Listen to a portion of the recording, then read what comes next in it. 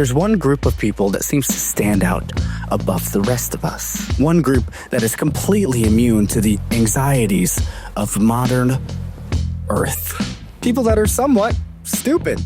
And this group of people is known as the influencer.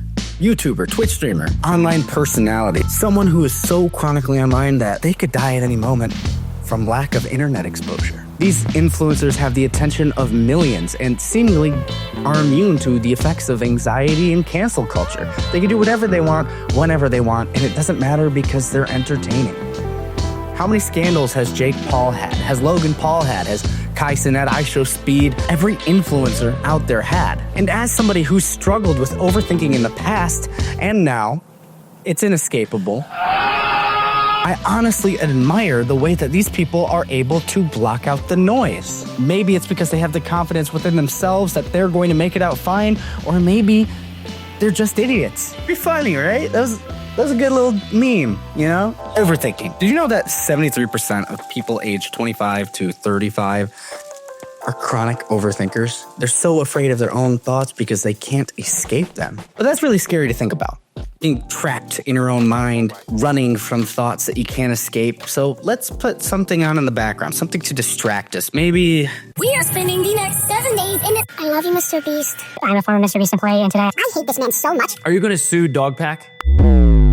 Distraction. The art of doing literally anything else besides what you're supposed to be doing in that exact moment. And we are a very distractible species. Goldfish have a 9-second attention span, which is actually longer than the attention span that we have nowadays. Recent research suggests that humans have an 8.25-second attention span compared to the early 2000s where we were able to sit through a commercial. Now it's agony, which is crazy because we're not even keeping up with goldfish anymore and they're not very strong swimmers. Even the word distract is being used now more than it ever has been before in human history. And in today's modern era, being easily distracted more often than not gets you rewarded rather than punished. Start 15 companies. You'll become the richest person in the world. Become a Twitch streamer. Talk about whatever's popular and hot at that exact moment. Hold on, I just got a text. Joe Bartolozzi doesn't know you. You should stop commenting like he's your... OMG, LOL. Joe Bartolozzi is my king, and I know he doesn't know me, but if he did, we would totally get along. Oh, have you ever watched somebody online so much that it feels like you're becoming friends with them? Even though they've never met you, you know them. You've met them millions of times. Every single day, you spend an hour or two hanging out with your best bud. This is known as the parasocial relationship. It is a good sign that you've made it. Parasocial relationships are interesting. It's half parasite, half social, and are considered to be very, very bad and one-sided.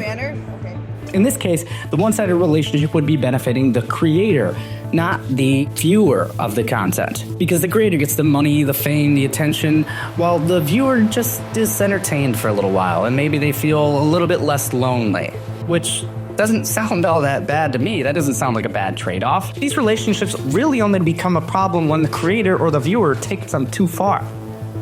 It's either the viewer stalking a creator, following them around in real life, and just being a general creep, or creators that manipulate their viewers into buying terrible products and worshiping them as a false idol.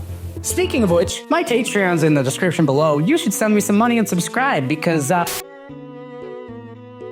it's hard to be entertaining all the time, and one thing that is almost always entertaining is stupidity. Think back to the old cartoons with Wile E. Coyote and the Roadrunner. Translate that to the modern day, and you have people crashing out for the world to see. Venom is a comic book character from the Marvel Universe, and his arch nemesis is Spider-Man.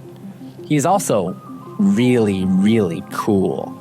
Venom is also a symbiote, which I think better describes this relationship that people have with online creators, because it's less of a parasitic one and more of a symbiotic one. There is no parasitic relationship, only a relationship. Symbiotic relationships are found all over the animal kingdom. Look at your own body. Actually, get really close to your own body.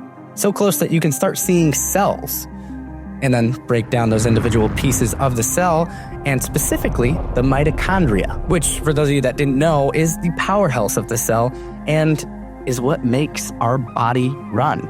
But without the cell itself, mitochondria wouldn't exist. The point is, without us, these creators wouldn't have a platform. They wouldn't be making money. They wouldn't be where they are. And that's something we should always remember. Things aren't always as they seem.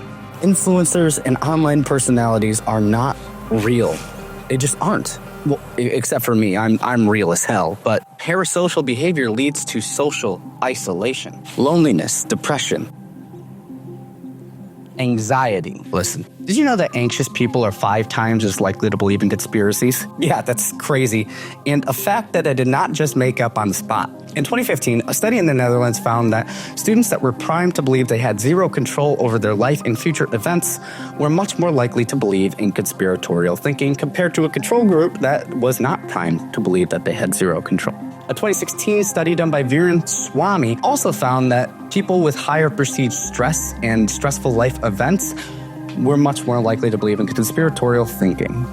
And while that might help contextualize the moment in history that we are in right now, what does that have to do with idiots making more money than us? Well, what causes anxiety? One major cause is social isolation, which influencers and these idiots definitely are not isolated.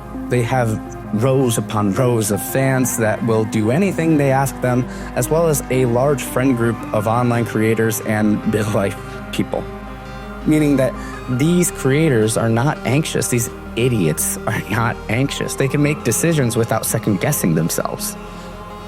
And because they can continuously make decisions, they have more chances to succeed compared to somebody else who just sits in fear and lets their anxiety rule over them. 65% of people had an anxious outlook on the world today. They felt that anything bad could happen at any moment, and that is very telling. Many countries at this point have declared a national emergency of loneliness. The US just announced that there is a loneliness epidemic for young people. Basically, everywhere you look, conspiratorial thinking, anxiety, and loneliness are on the rise. Meanwhile, positive feelings about the world around them and themselves is declining. So why are these idiots more successful than us? If we are smarter than them, and we do make better decisions than them, shouldn't we be more happy, more successful, and thriving? Common sense says yes, but reality says no. So what do we do about it? The answer is us. We have always been the answer to our own problems. We create them, we can fix them. Even when it seems like the world is against us, we have the power to change the world. And I know there's a lot of people out there right now fighting for what they believe in and fighting for what is right in their own mind and are still being stepped on and pummeled into the dirt. And to those people, I say, keep fighting, because help is on the way. Help is on the way! Or maybe it's not. Don't forget to subscribe, comment, like. I love you all. Goodbye. Mwah.